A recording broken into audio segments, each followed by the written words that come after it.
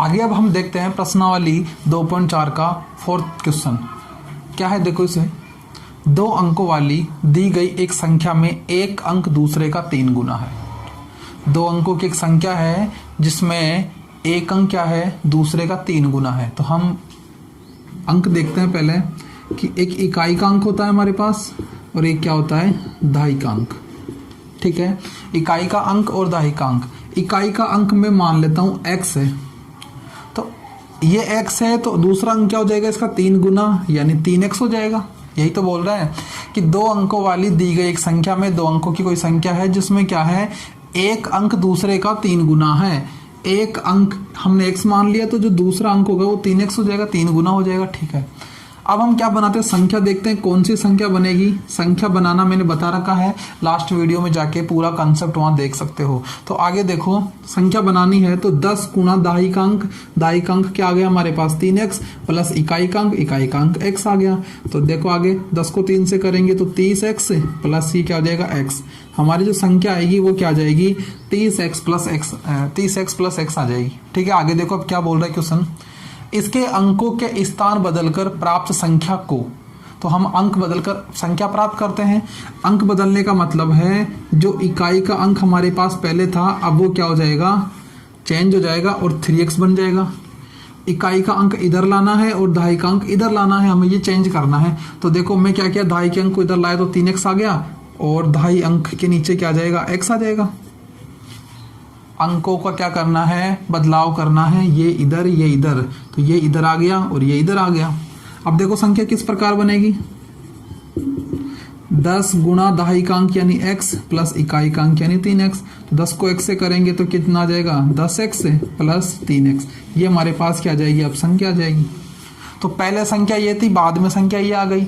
अंकों को पलटने के बाद संख्या हमें ये प्राप्त हुई। तो देखो आगे, 2 अंकों वाली दी गई एक संख्या में एक अंक दूसरे का 3 गुना है, हमने मान लिया और संख्या बना ली। इसके अंकों के स्थान बदलकर प्राप्त संख्या अंकों को बदला और प्राप्त संख्या यह है। प्राप्त संख्या को दी गई संख्या में जोड़ने पर, जो प्राप्त संख्या है इसे दी गई संख्या में जोड़ने पर हमें क्या मिलते हैं, 88 प्राप्त होते हैं। तो हमें दी गई संख्या ज्ञात करनी है। तो अब इसे मैं इधर लिख रहा हूं, देखो किस प्रकार से, माना संख्या का इकाई अंक, क्या माना था हमने, इकाई का अंक x माना था तो x आ गया, और दहाई का अंक क्या हो गया था हमारा 3 गुना, तो ये 3x हो गया। ठीक है, और संख्या क्या बना ली हमने, संख्या क्या बनाई ये वाली कि 10 गुना दहाई का अंक यानी 3x प्लस इकाई का अंक यानी x, यानी संख्या आ गई थी हमारी क्या, 10 को 3x से करें प्लस x, ये हमारी क्या आ गई थी, संख्या आ गई थी। आगे देखो, अंक बदलने पर इकाई अंक बदलने पर इकाई अंक देखो क्या हो गया हमारा, अब इकाई का अंक 3x हो गया और दहाई अंक क्या हो गया हमारा, x हो गया। ठीक है, और संख्या क्या हो गई वो देखो, संख्या क्या हो गई, 10 गुना दहाई का अंक यानी x प्लस इकाई का अंक यानी 10 को x से करेंगे तो 10x प्लस 3x, ये हमारी क्या हो गई, फिर संख्या प्राप्त होगी दोबारा। अब हमें क्या चलना है, प्रश्न के अनुसार चलना है, प्रश्नानुसार। देखो क्या कि इसके अंकों के स्थान बदलकर प्राप्त संख्या को दी गई संख्या में जोड़ने पर 88 प्राप्त होते हैं। इसको जोड़ना है और 88 के बराबर लिखना है। तो देखो प्रश्नानुसार क्या हो जाएगा, प्राप्त संख्या दी गई संख्या में जोड़ने पर हमें क्या मिलता है, 88 मिलता है। तो ये हमारा समीकरण का एक रूप प्राप्त हो गया। अब देखो आगे इसे हल करना है, मैं इधर इसको मिटा देता हूं, हमने इसको समझ के इधर लिख लिया। देखो आगे 10x और 30x 40x और 3x कितना हो गया 43 और 1x 44। टोटल हमारे पास इनको जोड़ेंगे तो हमारे पास टोटल x कितना आएगी 44x बराबर कितना है 88। हमें x का मान निकालना है तो 88 में हम क्या करेंगे, ये 40 का भाग लगा देंगे, यानी x का मान कितना आ जाएगा 44 से कम 44, 44 दूना 88 यानी 2 आ जाएगा। x का मान कितना आ जाएगा हमारा 2। अब हमें क्या करनी है, दी गई संख्या ज्ञात करनी है। तो देखो अंक ये है हमारे पास, तो हम क्या करेंगे, अतः जो संख्या है संख्या का इकाई अंक क्या हो जाएगा, x की जगह हम 2 रख देंगे 2, और दाई अंक क्या हो जाएगा 3 गुणा x यानी 2 यानी 6। तो संख्या क्या हो जाएगी, अब हमारी संख्या क्या हो जाएगी, इकाई का अंक तो क्या है 2 और दाई का अंक क्या है हमारा 6, यानी ये हमारी क्या हो जाएगी संख्या हो जाएगी इस प्रकार से। ठीक है, अब हम देखते हैं क्वेश्चन नंबर 5। क्वेश्चन नंबर 5 क्या है, देखो सोबो की माँ की आयु सोबो की आयु की 6 गुनी है। पहले इस लाइन को देखते हैं हम कि सोबो की माँ की जो आयु है वो सोबो की आयु से क्या है 6 गुनी है। तो यहाँ मैं लिख देता हूँ सोबो और उसकी क्या है माँ है। हम किसकी बात कर रहे हैं आयु की, सोबो की आयु हम x मान लेते हैं कि x वर्ष सोबो है, x वर्ष की क्या है सोबो है, तो इसकी 6 गुनी क्या हो जाएगी माँ, तो 6x वर्ष क्या हो जाएगी माँ की आयु हो जाएगी। ठीक है, तो ये जो फर्स्ट लाइन थी उसका अर्थ ये है कि सोबो की माँ की आयु सोबो की आयु की 6 गुनी है। तो सोबो की माँ की आयु क्या है, इससे 6 गुना हो गई। 5 वर्ष बाद की बात करते हैं हम। 5 वर्ष बाद 5 साल ये भी बड़ी हो जाएगी और इसकी माँ भी क्या हो जाएगी 5 साल बड़ी हो जाएगी। तो 5 साल बाद की अगर इनकी आयु की बात करें तो x + 5 की तो सोबो और 6x + 5 की क्या हो जाएगी इसकी माँ हो जाएगी। तो 5 वर्ष बाद सोबो की आयु 5 वर्ष बाद सोबो की आयु उसकी माँ की वर्तमान आयु की 1/3 हो जाती है। माँ की वर्तमान आयु ये तो 5 साल बाद की, पहले तो यही थी वर्तमान, इसकी क्या हो जाती है 1/3 हो जाती है। 3 का भाग लगाना, 1/3 भाग करना इसका, कि 5 वर्ष बाद सोबो की आयु 5 वर्ष बाद सोबो की आयु उसकी माँ की वर्तमान आयु की 1/3 हो जाएगी। तो ये क्वेश्चन जिस प्रकार से कह रहा था हमने एक समीकरण का रूप बना लिया। अब इसे हल करना है, x का मान निकालना है, यहाँ रखना है, इनकी आयु ज्ञात करनी है।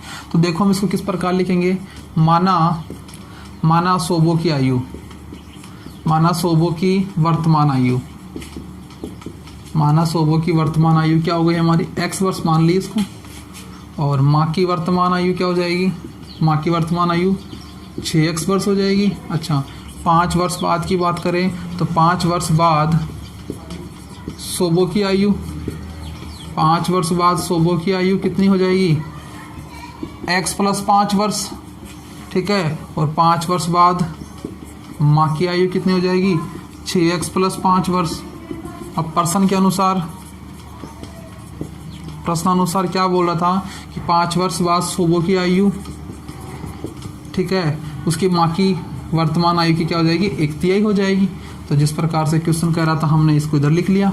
अब हम क्या करते हैं, देखो वज्र गुणा कर लेते हैं, इसको मैं इससे गुणा कर देता हूँ। तो 3 गुणा x + 5 बराबर इधर क्या बच जाएगा 6x बच जाएगा। 3 को x से करूँगा तो 3x प्लस 3 को 5 से करूँगा तो 15 बराबर 6x हो जाएगा। देखो सुनो, अब हम इसको क्या कर रहे हैं, इस प्रकार से पलट रहे हैं, यानी 6x को इधर ला रहा हूँ मैं और 3x + 15 को उधर ले जाता हूँ मैं। ठीक है, अब देखो ये 3x इधर आएगा तो 6x - 3x बराबर 15 हो जाएगा। 6x में से 3x जाएगा तो 3x बचेगा बराबर 15। x का मान निकालना तो नीचे भाग लगा दो 3 का, तो 15/3 यानी कटेगा तो 5, यानी x का मान कितना आ जाएगा हमारा 5 आ जाएगा। ठीक है, अब आगे देखो, अतः सोबो की आयु निकालनी है ना हमें, तो इन x की जगह पे x का मान रखना है। अतः सोबो की आयु कितनी हो जाएगी x वर्ष यानी 5 वर्ष, और माँ की आयु कितनी हो जाएगी 6 × 5 यानी 30 वर्ष। 6 था, गुणा में x कर दिया, तो इस प्रकार से हमारी क्या आ जाएगी माँ की आयु आ जाएगी। तो इस प्रकार से इसका क्या करना था, हमें आंसर करना था। आगे अब हम देखते हैं क्वेश्चन नंबर 6। क्वेश्चन नंबर 6 क्या है, देखो माहौली गांव में एक तंग आयताकार भूखंड विद्यालय बनाने के लिए सुरक्षित है। ठीक है, कि माहौली गांव में क्या है, एक तंग आयताकार भूखंड है। एक क्या है, आयताकार भूखंड तंग इस प्रकार से है, जो विद्यालय बनाने के लिए क्या है सुरक्षित है। इस भूखंड की लंबाई और चौड़ाई में अनुपात 11:4 का अनुपात है। इस भूखंड की लंबाई और जो चौड़ाई है, इसकी लंबाई और चौड़ाई का जो अनुपात दे रखा है 11:4 है, अनुपात दिया गया है, तो हम x मान के लंबाई और चौड़ाई बता सकते हैं। यानी देखो लंबाई का कितना है 11, तो ये क्या हो जाएगी 11x मीटर, तो क्या हो जाएगी इसकी लंबाई हो जाएगी। और चौड़ाई का अनुपात कितना है 4, तो ये 4x क्या हो जाएगा मीटर, इसकी चौड़ाई हो जाएगी। तो ये हमने आयताकार जो भूखंड था उसकी लंबाई चौड़ाई क्या मान ली। आगे देखो, गांव पंचायत को इस भूखंड की बाढ़ कराने में 100 रुपये प्रति मीटर की दर से 75,000 रुपये व्यय करने होंगे। भूखंड की माप ज्ञात कीजिए। तो हमें क्या करना है, ये जो भूखंड है इसके चारों ओर क्या करनी है, बाउंड्री करवानी है। तो बाउंड्री करवाने के लिए 100 रुपये प्रति मीटर की दर से हमें खर्च करना पड़ेगा, और टोटल खर्च कितने करने हैं, 75,000 रुपये खर्च करने हैं। तो हमें क्या ज्ञात करनी है, भूखंड की माप यानी लंबाई और चौड़ाई ज्ञात करके बतानी है। तो देखो इसका आंसर हम किस प्रकार लिखेंगे, माना भूखंड की लंबाई कितनी है हमारे पास 11x मीटर है, और भूखंड की चौड़ाई कितनी है 4x मीटर। ये तो हमारे पास क्या इस भूखंड की लंबाई और चौड़ाई है। हमें क्या करनी है, बाढ़ चारों ओर लगानी है। तो हम इसकी जो चारों ओर की दूरी है वो निकाल ले कितनी है, यानी इसका परिमाप निकाल ले। तो परिमाप का सूत्र क्या होता है, 2 गुणा लंबाई प्लस चौड़ाई होता है आयत के लिए। तो ये आयत के रूप का ही है, इसी प्रकार से हम इसका क्या करते हैं, सूत्र लगा देते हैं। तो परिमाप देखो कैसे निकलेगा, 2 गुणा लंबाई का मान कितना है 11x, चौड़ाई का मान कितना है 4x। इसको हल कर लेते हैं। देखो 2 अंदर है, 2 बार है, और अंदर क्या है 11x और 4x कितना हो जाएगा 15x, यानी 15 को 2 से करेंगे तो 30x मीटर। इसकी चारों ओर की जो बाउंड्री है उसकी दूरी कितनी आ गई, टोटल लंबाई 30x मीटर आ गई। अब हम जानते हैं क्या, क्वेश्चन में बोल रहा है कि 1 मीटर बाड़ लगाने का खर्च, 1 मीटर बाड़ लगाने का खर्च या लगाने पर व्यय कितना दे रखा है 100 रुपये। 100 रुपये दे रखा है, 100 रुपये प्रति मीटर है। तो हमें टोटल बाउंड्री कितनी करवानी, 30x मीटर। तो हम क्या लिखेंगे, 30x मीटर बाड़ लगाने पर व्यय कितना हो जाएगा, 30x को गुणा कर देंगे हम 100 से, तो देखो कितना हो जाएगा, ये हमारा 3000x से 3000x क्या हो जाएगा, रुपये हो जाएगा। ठीक है, कि इतने रुपए हमें क्या लगेंगे, 30x मीटर बाड़ लगाने में लगेंगे। तो अब देखो आगे, अब ध्यान से समझना, टोटल खर्च कितने करने हैं, हमें 75,000 रुपये व्यय करने हैं। ठीक है, और यहाँ पर हमारा टोटल 30x मीटर बाड़ लगाने पर खर्च कितना हो रहा है, 3000x रुपये हो रहे हैं। तो ये जो रुपए हैं और ये जो रुपए हैं ये दोनों बराबर होंगे। तो हम लिखेंगे इसको प्रश्नानुसार देखो 3000x रुपये बराबर किसके हैं, 75,000। ये इतने रुपए क्या होंगे, खर्च होंगे 30x मीटर बाउंड्री करवाएंगे तो, और हमें खर्च इतने करने हैं। तो ये और ये बराबर हो जाएंगे दोनों। तो अब इससे हम क्या निकाल लेंगे, x का मान निकाल लेंगे। तो x का मान निकालने के लिए 3000 को नीचे भेज देंगे, तो 75,000 के बट्टे में 3000 आ जाएगा। 3 0 से 3 0 कट जाएगी, 3 से ही कटेगा तो 3 दूना 6, 3 पंजे 15। तो x का मान कितना आ गया, 25 आ गया। हमें क्या निकालनी है, भूखंड की माप निकालनी है, यानी लंबाई चौड़ाई बतानी है। तो अतः जो भूखंड है, भूखंड की लंबाई कितनी हो जाएगी, 11x है लंबाई, तो x का मान 25 आ गया। तो 11 गुणा 25, यानी 25 को हम 11 से गुणा कर लेंगे तो कितना आ जाएगा, 275 मीटर लंबाई। तो क्या है, आयत की लंबाई है। और भूखंड की चौड़ाई देखो कितनी, 4x। तो x की जगह हम 25 रख देंगे, तो 4 गुणा 25 यानी 100 मीटर क्या हो जाएगी, इसकी चौड़ाई हो जाएगी। आगे अब हम देखते हैं क्वेश्चन नंबर 7। क्वेश्चन नंबर 7 क्या है, देखो कि हसन स्कूल वर्दी बनाने के लिए 2 प्रकार का कपड़ा खरीदता है। हसन क्या करता है, स्कूल की वर्दी बनाने के लिए 2 प्रकार के कपड़े लेता है। इसमें कमीज के कपड़े का भाव 50 रुपये है प्रति मीटर, और पतलून के कपड़े का भाव 90 रुपये प्रति मीटर है। 2 प्रकार के कपड़े ले रहा है, एक तो शर्ट के लिए ले रहा है वो, और एक पतलून यानी पैंट के लिए कपड़ा ले रहा है। जो शर्ट के लिए कपड़ा ले रहा है वो 50 रुपये का 1 मीटर आ रहा है, और पतलून के लिए जो कपड़ा ले रहा है वो 90 रुपये का 1 मीटर आ रहा है। ठीक है, यहाँ तक आगे देखो। वह पतलून के प्रत्येक 2 मीटर कपड़े के लिए कमीज का 3 मीटर कपड़ा खरीदता है। इस लाइन का मतलब यह है कि पैंट का अगर वो 2 मीटर कपड़ा लेता है तो कमीज का 3 मीटर कपड़ा लेगा वो। ठीक है, आगे देखो। वह इस कपड़े को क्रमशः 12% लाभ तथा 10% लाभ पर बेचकर 36,600 रुपये प्राप्त करता है। उसने पतलूनों के लिए कितना कपड़ा खरीदा, हमें ज्ञात करके बताना है। तो सबसे पहले देखो यहाँ पे हमारे पास क्या क्या है। एक तो कमीज है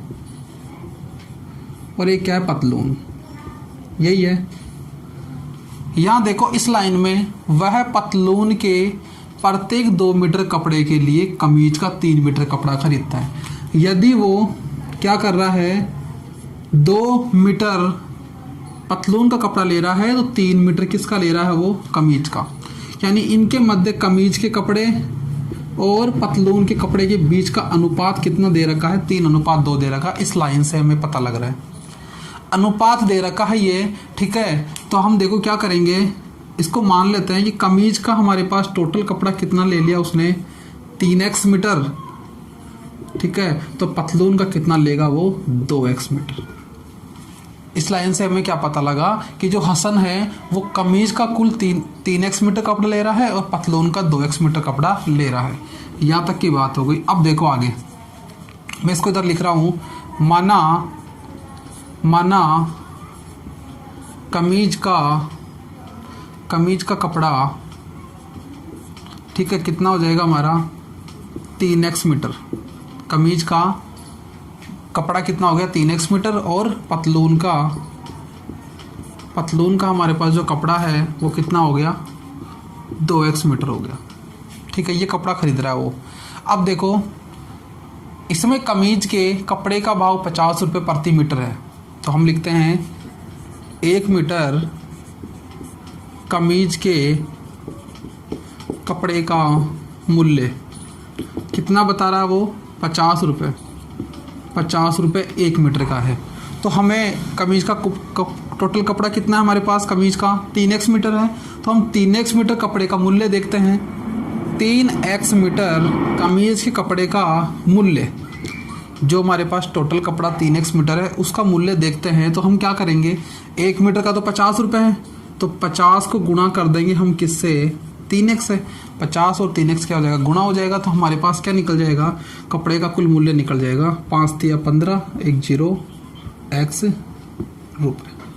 ठीक है, देखो सुनो, 1 मीटर कमीज के कपड़े का मूल्य 50 रुपये था, तो हमारे पास 3x मीटर कपड़ा था, तो इसका मूल्य कितना हो गया हमारे पास, 150 रुपये। अब देखो इतने में वो खरीदा, इतने में बेचेगा और इस पर कितना लाभ कमाएगा, वो 12%। कमीज की बात पहले करें तो ये कमीज का क्या है, लाभ है। तो यहाँ पे देखो इस पर 12% का लाभ कमा रहा है वो, इस पर क्या कर रहा है, 12% का लाभ कमा रहा है। तो हमारा क्या हो जाएगा, कमीज के कपड़े पर लाभ, देखो लाभ निकालना है। तो इसका 12%, 150x का 12%, यहाँ लिख देता हूँ मैं, 150x का 12% कितना होगा, देखो 150x का को 18 गुणा लगा रहा हूँ, ये 12 ऐसा का सब परसेंट 18 नीचे 100 लगा रहा हूँ। इसको हल करना है तो ये 150 का 12% आ जाएगा। देखो 1 0 से 1 0, 5 से 5 तिया 15, 5 दूना 10, 2 से ये 6 बार 6 तिया 18, और ये क्या आ गया, x आ गया। इतने रुपए वो लाभ कमाएगा और इतने रुपए में बेचेगा, यानी टोटल उसने कमीज कपड़े कितने में बेचा, 150 प्लस 18x यानी 168x रुपये में वो बेचेगा। ठीक है, अब देखो आगे। अब हम बात करते हैं 1 मीटर पतलून के कपड़े का मूल्य। अब पतलून के कपड़े की बात कर लेते हैं। तो 1 मीटर कितने रुपए का आ रहा है, 90 रुपये का। 90 रुपये है। पतलून का कपड़ा हमारे पास कितना है, 2x मीटर। तो अब 2x मीटर पतलून के कपड़े का मूल्य कितना हो जाएगा, 2x गुणा ये 90, कितना 9 दूनी 18 और 1 0, 180x हो जाएगा रुपये। ये हमारे पास क्या आ गया, पतलून के कपड़े का जो मूल्य था वो आ गया। अब देखो पतलून पर कितना परसेंट लाभ कमा रहा है, कपड़े पर 10% लाभ कमा रहा है, यानी इतने रुपए का कपड़ा खरीदा था, इतने का तो बेचेगा ही, और इस पर कितना कमाएगा वो, 10% का लाभ और कमाएगा। तो यहाँ लिख देता हूँ मैं, पतलून के कपड़े पर लाभ कितना, 180 x का 10%, यानी 180 ये x का को उठाया तो गुणा लगा दिया, 10 का 10 और परसेंट उठाया तो नीचे 100 लग गया। इसको हल कर लेते हैं, 0 से 0, 1 0 से 1 0, तो 18 क्या बचेगा, 18 और x रुपए। यहाँ तक देखो अब क्या हो रहा है, कमीज कपड़ा बेच रहा है तो 150x प्लस 18x रुपये मिल रहे हैं। पतलून का कपड़ा बेच रहा है तो 180 प्लस 18, 180x प्लस 18x रुपये मिल रहे हैं। ये टोटल रुपए उसको बेचने पर मिल रहे हैं। और वो क्या बोल रहा है देखो, और बेचेगा तो टोटल रुपए उसको कितने मिलेंगे, 36,600 रुपये। यानी इन सब का योग बराबर हो जाएगा ये। तो हम लिखते हैं यहाँ प्रश्नानुसार किस किस का योग देखो, 150x plus 18x plus 180x plus 18x बराबर कितना, 36,600 के बराबर है ये।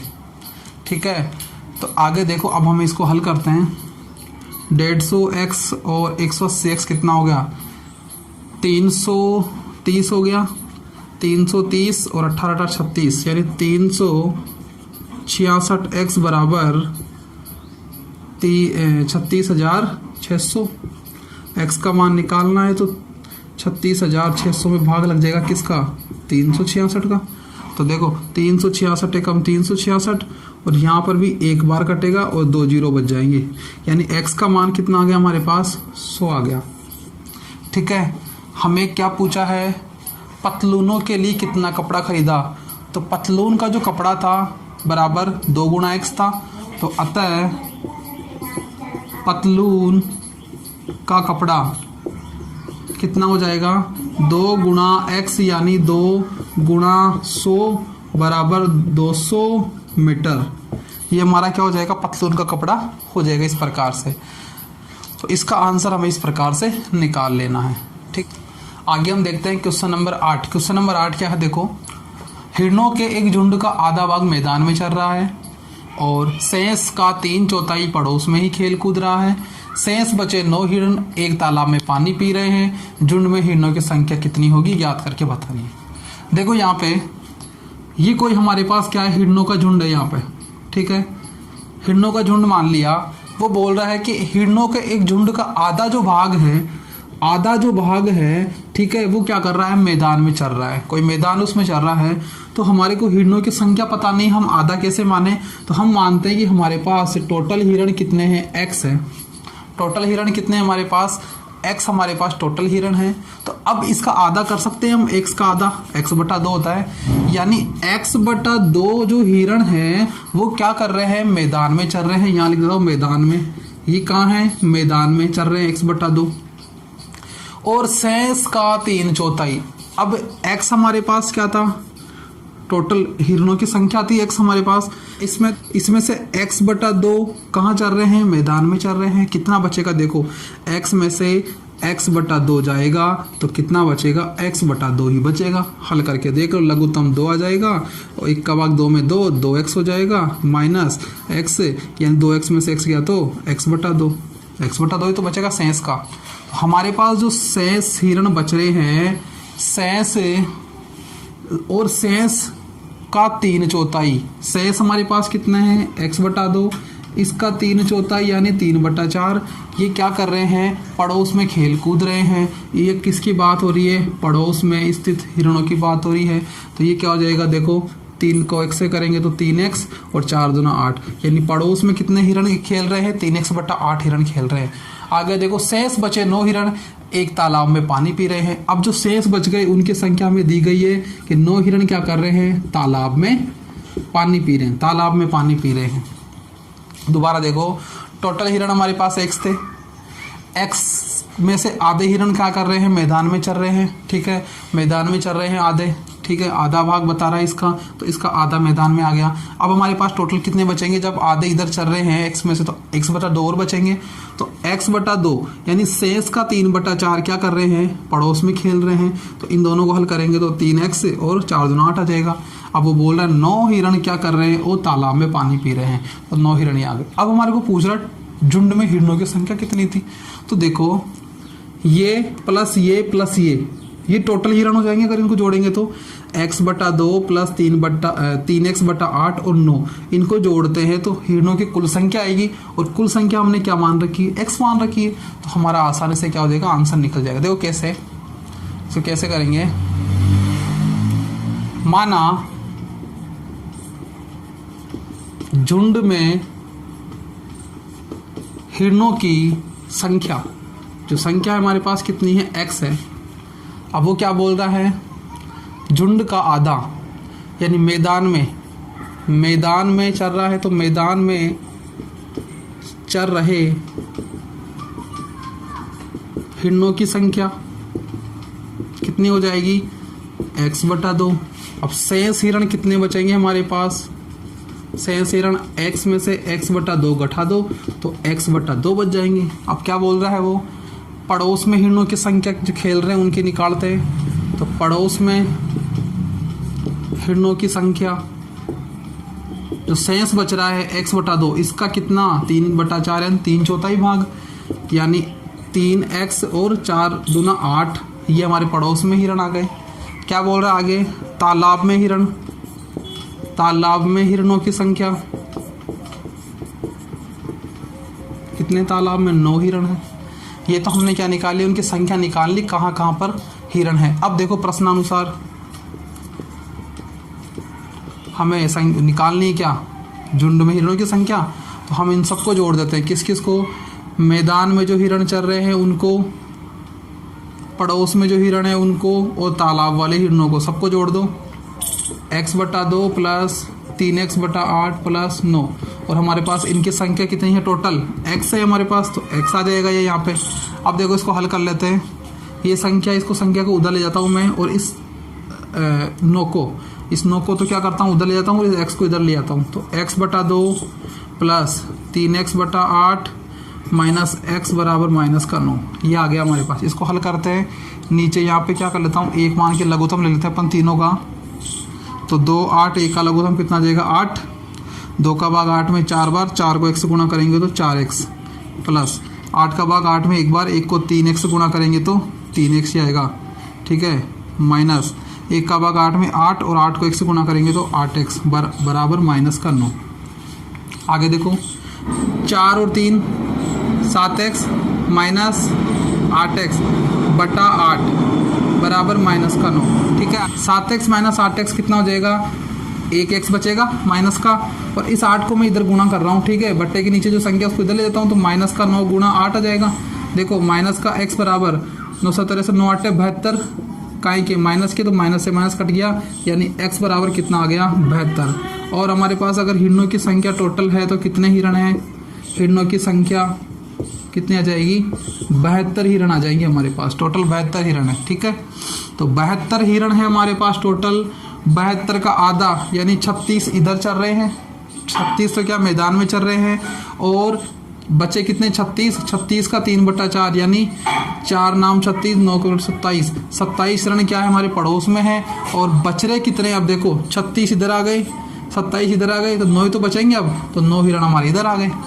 इस प्रकार से हमारा क्या हो जाएगा, ये आंसर पूरा हो जाएगा। आगे हम देखते हैं क्वेश्चन नंबर 9। क्वेश्चन नंबर 9 क्या है, देखो कि दादाजी की आयु अपनी पौत्री की आयु की 10 गुनी है। यदि उनकी आयु पौत्री की आयु से 54 वर्ष अधिक है तो उन दोनों की आयु हमें ज्ञात करके बतानी है। देखो यहाँ पे कौन कौन है, पौत्री है और कौन है, दादाजी है। हम क्या करते हैं, पौत्री की आयु को x वर्ष मान लेते हैं, तो दादाजी की जो आयु देखो क्या लिख रहा है, दादाजी की आयु अपनी पौत्री की आयु की 10 गुनी है। इसकी x है तो इनकी 10x हो जाएगी, 10 गुनी हो जाएगी इसकी। ये अगर 5 साल की है तो 5 को 10 से गुणा करो, 10 पंजे 50 वर्ष के दादाजी हो रहे हैं यहाँ पे। इस प्रकार से क्या है वो 10 गुना है। यदि उनकी आयु पौत्री की आयु से 54 वर्ष अधिक है, यदि उनकी आयु पौत्री की आयु से 54 वर्ष अधिक है तो हमें दोनों की आयु ज्ञात करके बतानी है। ये जो कथन था इसका रूप ये है, इससे हमें x का मान मिलेगा और उससे हम दोनों की आयु निकाल सकते हैं। तो देखो इधर इसको किस प्रकार इधर लिखते हैं, देखो माना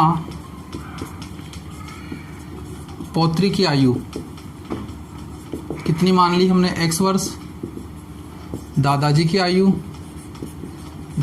आयु कितनी हो गई 10x वर्ष, 10 गुनी बोल रहा है ना, 10x वर्ष हो गई। प्रश्नानुसार ये लिखना हमें कि दादाजी की आयु क्या अपनी पोत्री की आयु से 54 वर्ष अधिक है, तो ये 54 लिख दिए इस प्रकार से। अब देखो 10x है ही, इस x को इधर ले आता हूँ मैं, माइनस का x बराबर 54 हो गया। 10x में से 1x किया तो 9x बराबर 54। x का मान निकालना तो 54/9, तो देखो 9 पंजे 45, 9 6 की 54, यानी x का मान कितना आ जाएगा 6 आ रहा है हमारे पास। x का मान कितना आ रहा है 6, तो हमें क्या निकाल दोनों की आयु, अतः पोत्री की आयु कितनी हमें x मानी थी, तो x की जगह कितना रख दो 6, तो 6 वर्ष हो गया। दादाजी की आयु कितना 10 गुणा x का मान कितना 6, यानी 60 वर्ष। ठीक है, इस प्रकार से ये हमारा आंसर हो जाएगा और इसको हमें क्या करना, हटा देना है। अब हम देखते हैं क्वेश्चन नंबर 10। क्वेश्चन नंबर 10 देखो क्या है कि अमन की आयु उसके पुत्र की आयु की 3 गुनी है। अमन की आयु उसके पुत्र की आयु की 3 गुनी है। 10 वर्ष पहले उसकी आयु पुत्र की आयु की 5 गुनी थी। दोनों की वर्तमान आयु ज्ञात कीजिए। एकदम सिंपल क्वेश्चन है। देखो क्या कौन कौन है हमारे पास, एक तो उसका पुत्र है और एक कौन है अमन है और पुत्र है। अमन की पुत्र की आयु अगर हम x मान ले कि अमन की आयु उसके पुत्र की आयु की 3 गुनी है, 3 गुनी है, तो इसकी x वर्ष हो गई, तो इसकी 3 गुनी क्या हो जाएगी 3x वर्ष हो जाएगी। तो अमन की आयु 3x वर्ष हो गई। 10 वर्ष पहले की बात कर रहे हैं हम, तो ये 10 साल छोटा होगा, या 10 में x में से 10 चल जाएगा तो x माइनस 10 वर्ष, ये भी 10 साल छोटा हो जाएगा, यानी 3x माइनस 10 वर्ष। तो ये 10 साल पहले की बात हो गई, इतनी उम्र थी उनकी। तो अब देखो 10 वर्ष पहले उसकी आयु यानी अमन की आयु 3x माइनस 10, पुत्र की आयु की 5 गुनी थी, तो पुत्र की आयु ले लो 5 गुना कर दो। पुत्र की आयु यानी x माइनस 10 की 5 गुनी थी। ये हमारा समीकरण का रूप बन गया। दोनों की वर्तमान आयु ज्ञात करनी है, इससे हम दोनों की आयु ज्ञात कर सकते। x का मान निकाल के आयु ज्ञात कर लेंगे। देखो इधर माना पुत्र की आयु कितनी x वर्ष, ठीक है, और अमन की आयु कितनी हो जाएगी 3x वर्ष। 10 वर्ष पहले पुत्र की आयु x माइनस 10 वर्ष, और 10 वर्ष पहले अमन की आयु कितनी हो जाएगी 3x माइनस 10 वर्ष। प्रश्नानुसार देखो कि 10 वर्ष पहले उसकी आयु यानी अमन की आयु की बात कर रहे हैं 3x माइनस 10, पुत्र की आयु की 5 गुनी थी। पुत्र की आयु क्या x माइनस 10 की 5 गुनी कर दी हमने, गुणा 5 कर दिया, ये 5 गुनी हो गई। अब इसको हल कर लेना है। 3x माइनस 10 बराबर 5 को 1 से करेंगे तो 5x, माइनस 5 को 10 से करेंगे तो 50। आगे देखो इस x वाले पद को इधर ला रहा हूँ मैं, 3x माइनस 5x हो गया, और इस संख्या को उधर लेके जा रहा हूँ तो माइनस का 50 उधर था, ये प्लस का 10 हो गया। 3x माइनस 5x कितना बचेगा माइनस का 2x, और माइनस के 50 प्लस 10 कितना बचेगा माइनस का 40। माइनस से माइनस कट गया तो कितना बचेगा 2x बराबर 40। हमें तो किसका मान निकालना x का, तो x का मान निकालना तो 2 नीचे चल जाएगा, यानी x बराबर 40/2 कटेगा तो कितना आ जाएगा 20, यानी x का मान कितना आ गया हमारे पास 20 आ गया। दोनों की क्या निकालनी, वर्तमान आयु निकालनी है, यार ये वर्तमान आयु थी उनकी। तो पहले किसकी है पुत्र की, तो पुत्र की आयु कितनी हो जाएगी x यानी 20 वर्ष, और अमन की आयु कितनी हो जाएगी 3 गुणा x का मतलब 20 यानी 60 वर्ष। ये क्या आगे दोनों की वर्तमान आयु आ जाएगी। इस प्रकार से ये क्या हो जाएंगे हमारे सारे क्वेश्चन हल हो जाएंगे।